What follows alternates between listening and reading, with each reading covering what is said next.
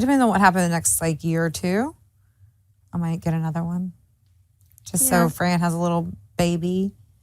And I don't know. Easier to get than kids. Yeah. It's funny. You spend your whole life trying not to get pregnant. Then you're like, I think I do want to get pregnant. You're like, wait, now's not the time again. Have something set up first. Yeah. Yeah. That's funny. As long as I have some before I'm like 45. That's fine. Yeah. It freaks me out though. So I would have to get like a full health check. And if everything is like spectacular where my doctor's like, wow, then I'll be like, all right, I'll try it. But if not, then I'll be like, I'll adopt. I think you'd be a great mom either way. Thanks. You have like a lot of good personalities and you like, not personality, like a lot of like good like qualities and you like to talk things out and you like to like stay like pretty neutral and you like balance things out really well. Like you're not like, this is the answer. Like even with like Dominique or like any of those things, Elena, you're like, I want to hear both sides. And you're like, you're wrong. Like, you know what I mean? You're not just like, oh, I'm taking everyone's word for like what it was. Like you're crazy and like nobody likes you, but you're like, let me hear it. Okay, you are being crazy, so they're right. I've confirmed it, so. Appreciate that. I like that you've had that observation. No, it's true. Well, I mean, like, as much as Raven wants to be a mom, and I think she will be a good mom. Yeah. She needs to grow up a lot. Yeah. And I feel like you have your shit together. You know what you want. You know what kind of kids you would want. You'd research it a lot. She just wants one because it's like on her bucket list. It's a goal. And she doesn't know, like, I don't think she understands the ramifications of having a kid. I think, honestly, if she wants to, she should wait a little bit because she still hasn't grown up, really, you know what I mean?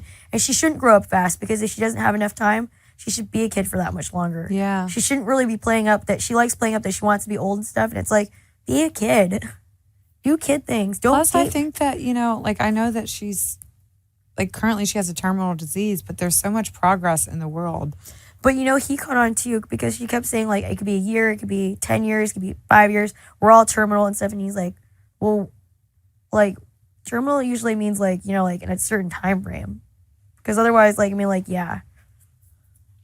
Because, like, not one of my friends, but one of the kids I went to high school with, or grade school with. Yeah, she was saying that she has no idea because it just depends on whether it expedites and it doesn't have any indication on when, if it does. I try to understand her too because I was like, she keeps saying that she needs a new pacemaker because like she's on setting 9 and the maximum is setting 15. So I was like, I feel like, but the pacemaker that she has supposedly, it's so much colder in here without Paul in the bed. Yeah, I know. I'm like, oh my God, I need 5 more blankets.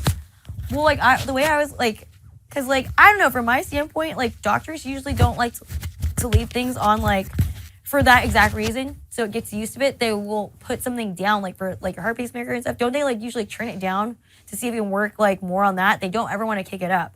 I think that's a setting that they supposedly, from what I understand, that's the setting that will make it work her stomach or work the way that it needs to. If you have a hypermetabolism and a stomach that doesn't, I just don't get it. Okay. The only thing that I know for certain is that she has something in her body and that she has a gnarly fucking scar. So I believe that she has something. This gastroparesis. Yeah. For sure. Everything else, kind of like fuck off. But I'm going to give her the benefit of the doubt of the gastroparesis because of that. And I just, beyond that, anything else, a stand-up grand piano. But here's the thing, Olympian. She keeps saying that she's paying for her mom's stuff, but she never mentions her own bills. You know what I mean? She bought her own car for the first time this fall. I mean, like, at the same time, like I said before, remember, like, if she wants to eat candy and cookies and she thinks, like, next year is going to be her year, then, like, eat candy and cookies. But, like, if you can't afford stuff, then, like, I definitely would not buy. I didn't buy a car. I let my mom drive me to work because she doesn't mind. So as long as she's not minding, I'm going to let my mom drive me to work. You know what I mean? Like, I don't know. There's just something like the stories are consistently inconsistent. And that's the only consistency. And like she keeps saying that she needs a new pacemaker because it's going to short out and stuff. And it's like, okay, that could be true. But like, why? Like, I wouldn't buy a new car. I flipped out. I really had to hold it together when she was like, I should have just gotten my hysterectomy before I came here. Is it? I don't really care. I don't think it's anything. I think they're just fucking around. And like the downtime for that, Like, that's not an easy operation, and that's a serious thing. And so you're coming in here talking about freezing your eggs, and you're saying that you should have just gotten the hysterectomy. The hysterectomy was going to be way more expensive than freezing your eggs. And if you don't have insurance that covers that, then you have to pay for it beforehand.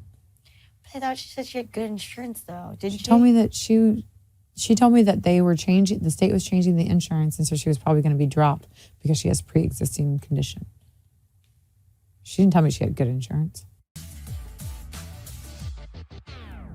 She kept talking about needing the hysterectomy because of all the pain. I think she did say that in the beginning, but then she never had a period once in here. Until the day she was evicted.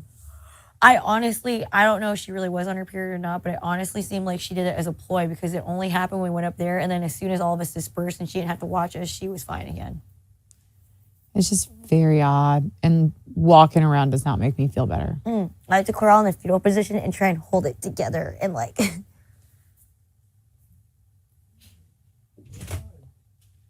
yard's open. Why? Who are they Really? calling? Mm-hmm. Huh? The yard's open? Mm-hmm. I'm gonna go to the to the. I don't really care.